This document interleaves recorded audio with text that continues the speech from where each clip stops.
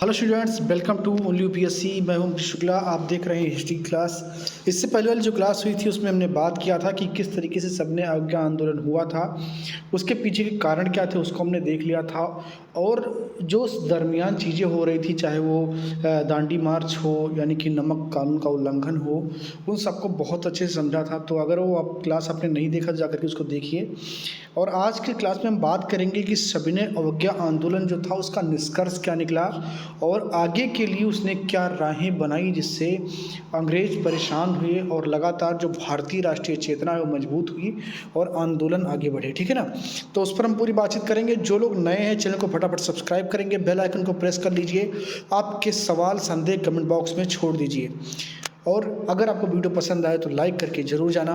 Video में आखिर तक अगर आप रहेंगे तो काफ़ी कुछ जानकारी हासिल करेंगे जो आपके Uttar Pradesh PCS, Bihar PCS, Uttarakhand PCS आदि परीक्षाओं में बहुत हेल्पफुल होने वाला है।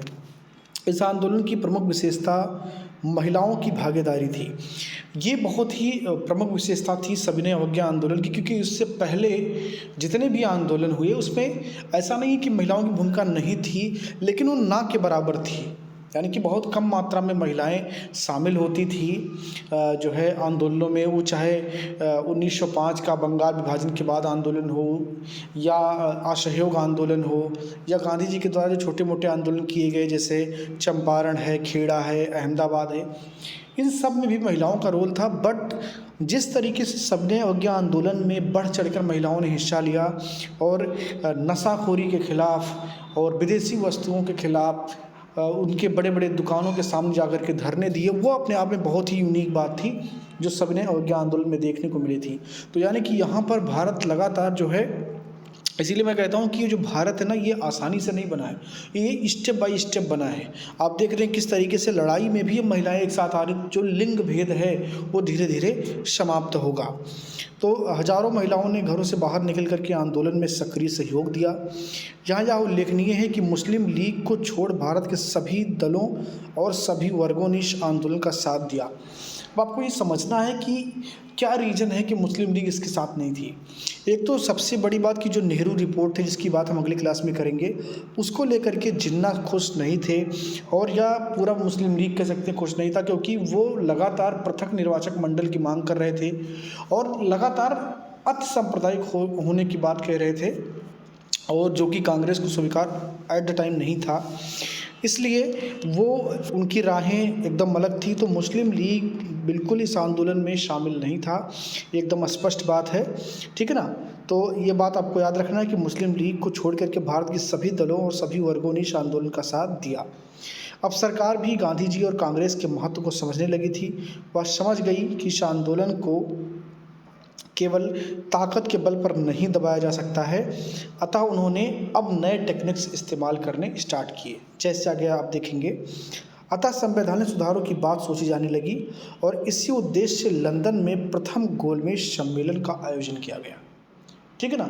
गोलमेज सम्मेलन का मतलब राउंड टेबल मीटिंग जो थी, उसका मतलब यही था कि जितने भी नेता हैं, अलग अलग स्टेक होल्डर्स जो हैं, चाहे वो दलितों के नेता एट द टाइम बाबा साहब भीमराव अम्बेडकर हों, या आप देखेंगे कि मुस्लिम लीग, कांग्रेस एक अलग स्टेक होल्डर है। तो ऐसे जो अलग अलग स्टेक होल्डर्स थे उनको बुला करके मीटिंग करना राउंड टेबल पर, और आगे की भारत की स्थिति क्या होगी उस पर चर्चा। यानी कि अभी क्या हुआ कि जो इंडियंस पॉलिटिशियन हैं उनको सीरियसली लेना शुरू किया। किसने?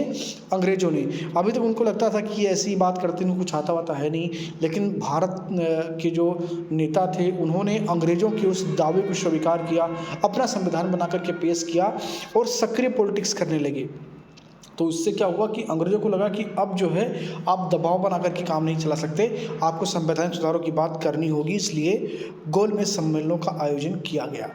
लेकिन कांग्रेस प्रथम गोलमेज सम्मेलन में भाग नहीं ली थी, क्योंकि वो सविनय अवज्ञा आंदोलन चल रहा था। और जब गांधी इरविन का पैक्ट हो जाता है उसके बाद दूसरे गोलमेज सम्मेलन में गांधी जी भाग लेने जाते हैं। यहाँ पर एक चीज़ उल्लेखनीय है कि जो बाबा साहब भीमराव अम्बेडकर हैं वो तीनों गोलमेज सम्मेलन में भाग लेते हैं। तो ये कई बार फैक्ट एग्जाम में पूछा जाता है, तो आप इसको याद रखेंगे। तो ठीक है ना। तो गोलमेज सम्मेलन की पृष्ठभूमि क्या है? चूँकि सरकार को ये लगा कि अब जो है काम दबाव से नहीं चलेगा, इसलिए वो गोलमेज सम्मेलन का आयोजन करते हैं। परंतु कांग्रेस के बहिष्कार के चलते वो असफल रहा। बाध्य होकर सरकार को गांधी के साथ समझौता वार्ता करनी पड़ी, जो कि गांधी इरविन पैक्ट के नाम से विख्यात है। ठीक है ना। आप देखेंगे कि गांधी इरविन पैक्ट है क्या। गांधी इरविन पैक्ट के पीछे यही था कि जो गोलमेज सम्मेलन उन्होंने आयोजित किया और सबसे बड़े stakeholders at the time Indian political life में वो कांग्रेस थी। अगर वो इनकार कर रही उसमें शामिल होने से, तो फिर मतलब ही नहीं था कि अंग्रेज किससे बात करते। तो इसीलिए जो पहला गोलमेज सम्मेलन था वो सफल नहीं रहा और उसके बाद में गांधी इरविन समझौता होता है। और ये गांधी इरविन समझौता काफ़ी ज़्यादा महत्वपूर्ण है कई पॉइंट ऑफ व्यू से। एक तो ऐतिहासिक दृष्टिकोण से महत्वपूर्ण है, परीक्षाओं के दृष्टिकोण से महत्वपूर्ण सवाल यहाँ से आते हैं। इसके अलावा भगत सिंह की जो फांसी को लेकर के एक विवाद था, उसको लेकर के भी इसको याद किया जाता है। और कई लोग गांधी जी पर आरोप लगाते हैं कि उन्होंने भगत सिंह को बचाने की बात अगर जिद की होती तो शायद इरविन मान जाते और भगत सिंह जिंदा होते। लेकिन वो अलग अलग किंवदंतियाँ हैं और उस पर अलग अलग इतिहासकारों के राय हैं। हमें अपने उस टॉपिक को ही कवर करना जो एग्जाम के पॉइंट ऑफ व्यू से महत्वपूर्ण है। ठीक है ना। तो जैसे ही गांधी जी जेल से बाहर आए, उन्होंने वायसराय लॉर्ड इरविन से मिलने की इच्छा जताई। कई दिनों तक वो दोनों मिलते रहे और अंत में एक समझौते के रूप में बात समाप्त हुई और उसका नाम पड़ा गांधी इरविन पैक्ट, यानी कि गांधी इरविन समझौता। 26 जनवरी 1931 ईस्वी को गांधी इरविन समझौता हुआ। ये डेट आप लोग याद रखना, बहुत ही इंपॉर्टेंट है। जिसके अनुसार तय हुआ कि जब सत्याग्रह बंद कर दिया जाएगा और सभी राजनीतिक कैदी छोड़ दिए जाएंगे, तब कांग्रेस गोलमेज सम्मेलन में भाग लेगी।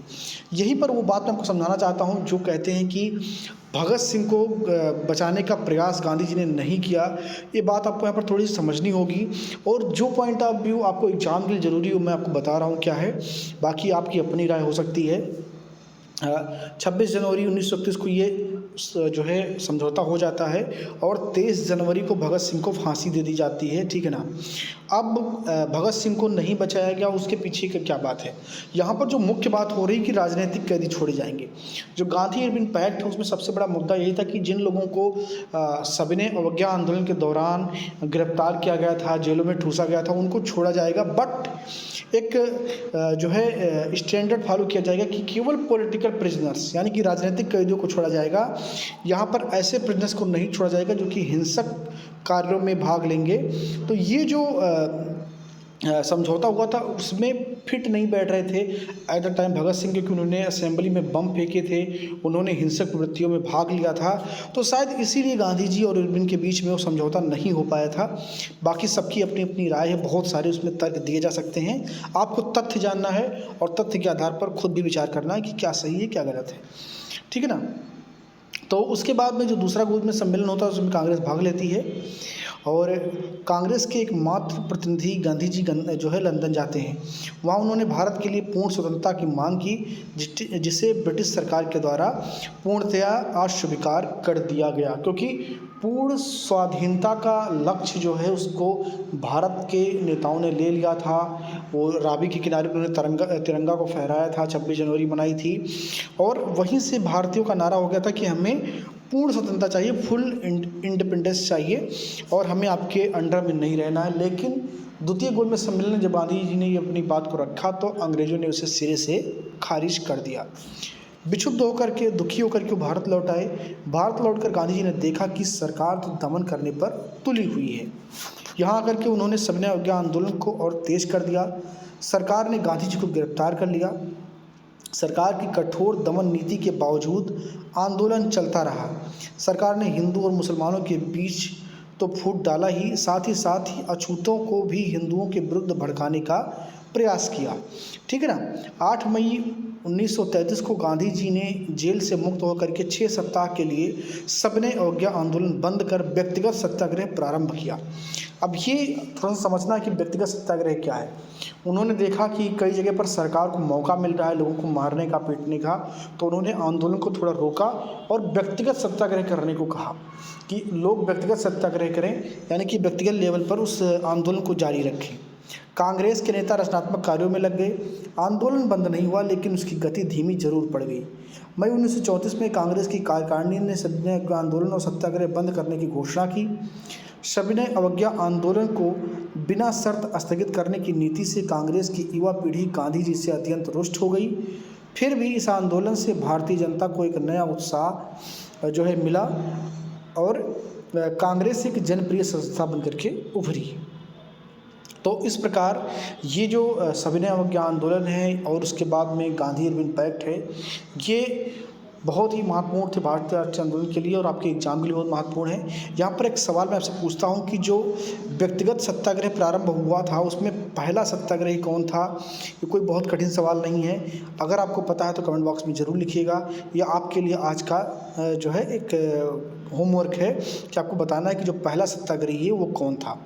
तो इस प्रकार आपने इन 2 क्लासेस में ये समझ लिया कि जो सविनय अवज्ञा आंदोलन है उसकी पृष्ठभूमि क्या थी, गांधी इरविन पैक्ट क्या था और किस प्रकार दलितों को, मुसलमानों को बाकी लोगों से लड़ाने का काम अंग्रेज कर रहे थे और उसका इम्पैक्ट क्या हुआ, ये आपने समझ लिया होगा।